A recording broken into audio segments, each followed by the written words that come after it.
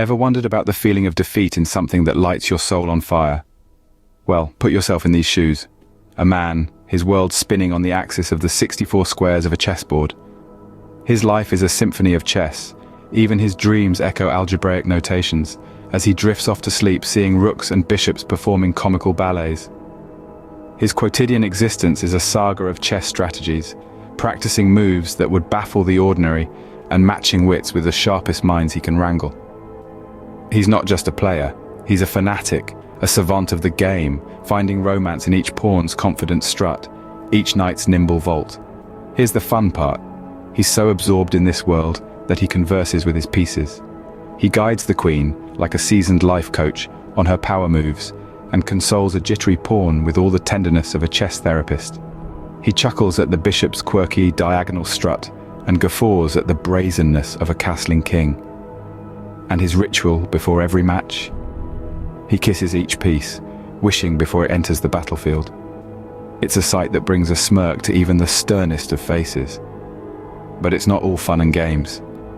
With each move, the tension rises. The room fills with the sound of bated breath.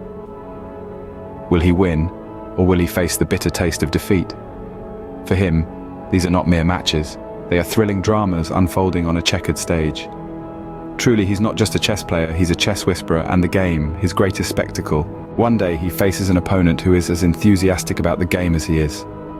The chess pieces move across the board, not unlike actors in a farcical play, each one playing their part in the unfolding comedy of errors. The man's heart beats in rhythm with the ticking chess clock, feeling somewhat like a comic in a silent film. He makes his moves with precision, pouring his heart into every decision like a theater director obsessed with the perfect blocking. Just as he's about to make his next move, something unexpected happens.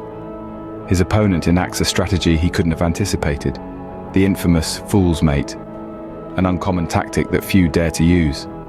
Immediately, a surge of electricity flickers through the room, a power outage. The room plunges into darkness, the chessboard disappears from view, obscured by the sudden absence of light. In the still darkness, the man is left in suspense, his heart pounding harder than ever. It was the type of madness you see in a clown juggling pies while riding a unicycle. The chessboard, once a source of joy, now feels like a prop from a slapstick comedy routine gone wrong, a symbol of defeat, but with a side of laughs. But in the darkness, the game isn't over yet. The man stares harsh reality sinking in like a bad punchline. His world shatters, his passion pulls a hilarious prank on him, and frustration takes over. He is mad at the game, mad at himself. The game has become a waiting game, a dramatic pause in the comedy of errors. So what's his next move? Does he launch the chessboard into outer space? Does he swear off from the chess pieces as if they were cursed items? Not a chance. Instead, he inhales deeply, calms his heart doing the Macarena in his chest, and shakes his opponent's hand. He thanks him for the game and for the lessons that punched him in the gut. He admits, yes, he's been checkmated, outplayed, outclassed, but this checkmate isn't a game over. It's more of a plot twist, a detour to a more scenic route. He even considers throwing a dramatic funeral for his defeated chess pieces, complete with mournful violins and tiny chess piece-sized tissues. Just as he's about to leave the board, a small voice breaks through the crowd. A young fan who has been watching his every move steps forward. With, and a hopeful gleam in his eyes, the boy hands him a worn-out chess piece, a pawn. "You're still my champion," the boy says, emboldening the defeated player. Just when he thought he was buried, he was, in fact, being planted. But the surprise doesn't end there. Out of the shadows emerges a former rival, a seasoned player who he once saw as an antagonist. The rival approaches, extends his hand and says, "You played well, keep going." His eyes soften with respect and understanding. In that moment, the player realizes that losing doesn't mean he's about to bury his passion for chess. Instead, it's an opportunity to understand the game deeper, to sharpen his strategies, and to make a comeback that'll make his chess pieces, fans, and even his rivals proud. This man's journey into the world of missteps reminds us that a tumble isn't the final act. It's actually the VIP pass to Success Central. Imagine a zany professor with a sharp sense of humor, giggling at our blunders, and then offering a guiding hand to fine-tune our plans.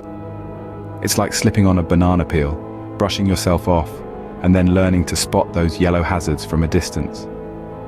It's about acknowledging that in every colossal clash, be it scaling a mountain or wrestling with a stubborn pickle jar, there's a game of chess to be won and victories to be savored. So the next time you slip on a metaphorical peel, don't just recall this man and his chessboard, but become this man, laughing in the face of defeat. Embrace each loss like it's a long-lost friend who has the world's worst timing. Learn the lesson and bounce back, all while sidestepping those pesky peels. Because in life's grand game, much like in a gripping chess match, the emphasis isn't on winning or losing. It's about the comedic journey, the wisdom gained through slip-ups, and the burning passion, even when it feels like you're a mere pawn on the vast chessboard of existence. And now, picture this man, our quirky professor, standing at a small local chess club. He raises a glass and with a mischievous twinkle in his eyes, he delivers a toast that could only be described motivational. Remember, he says, in the game of life, we are all dodging banana peels and opening pickle jars. But it's the one who can laugh, learn, and leap over the peels who truly understands the game. So here's to tripping, tumbling, but never toppling. After all, even a pawn can become a queen.